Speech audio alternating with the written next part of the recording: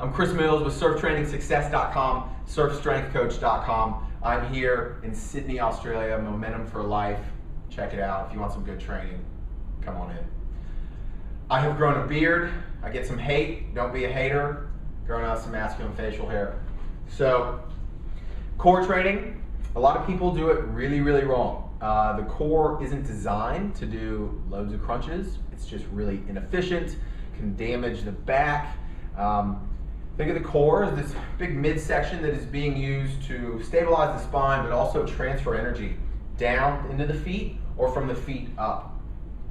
And so as surfers, a strong core is not only essential for powerful paddling, because you're able to stabilize the core and drive arms down and keep yourself into a proper paddling posture, but it's also really important just for strong turns, being able to stabilize forces on top of the board, generate forces, through big, powerful turns, getting all that through the rotation. So core training, lose all the abs. It's stupid, you don't need it. We need bigger movements, chops, big resistance movements, deadlifts, squats, kettlebell swings. That stuff is good training. And so I'm going to show you, it's essentially a rollout or a fallout. And it's really forcing you to use all these anterior core structures, internal oblique, rectus abdominis, external oblique, your deeper transverse abdominis. It's good stuff. This is beneficial core training. Last thing this is really good for is working with surfers and people in pain. You see a lot of muscular imbalances and a lot of things happen in the pelvis. When the pelvis starts getting a little out of whack, it starts hurting the spine. So one thing we see lots of is this anterior pelvic tilt, where you're kind of sticking your butt out. Essentially the pelvis, if it was a bowl, it's tipped forward. And another thing we see is a posterior tilt. But what we're talking about today is anterior tilt. You're too tight on the anterior structures of the hip. You need to loosen up the hip flexors, so is iliacus, rectus femoris, and some of the back muscles as well. But we need to tighten up these lower structures of the abdominal wall, internal oblique, transverse abdominis, to help bring that stomach, put some strength, stability into it, and bring us back into this posture. Get the pelvis into a better posture, helps the back, stable back. If your back's hurting, you're not surfing that great.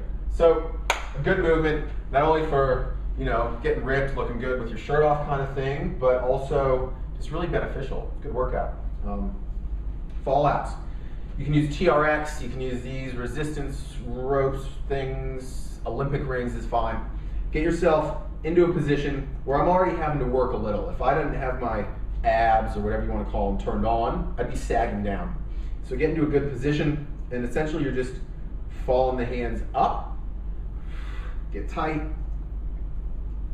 and up.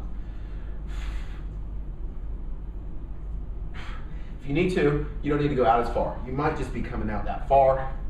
For more load, you just come further out.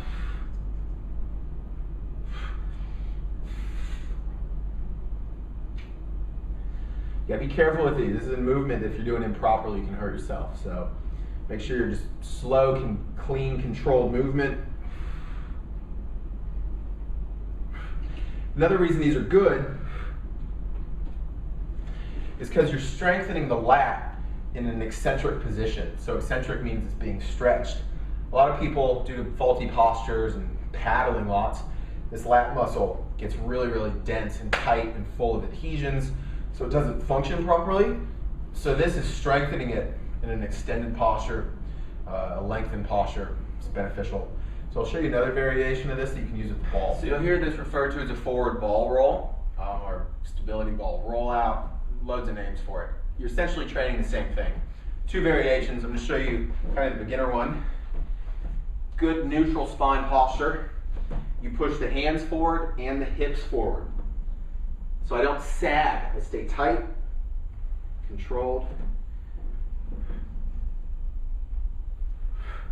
To advance it, up onto the toes, and then you just drive the hands forward.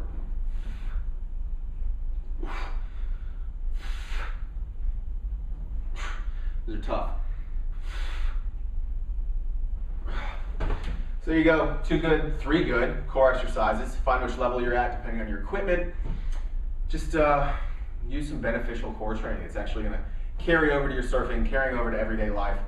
Lose all the ab crunches. It's not benefiting you in the least, probably hurting yourself.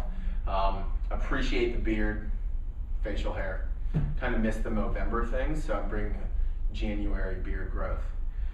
And yeah, good training, surfstrengthcoach.com, surftrainingsuccess.com, and check out momentumforlife.com.au.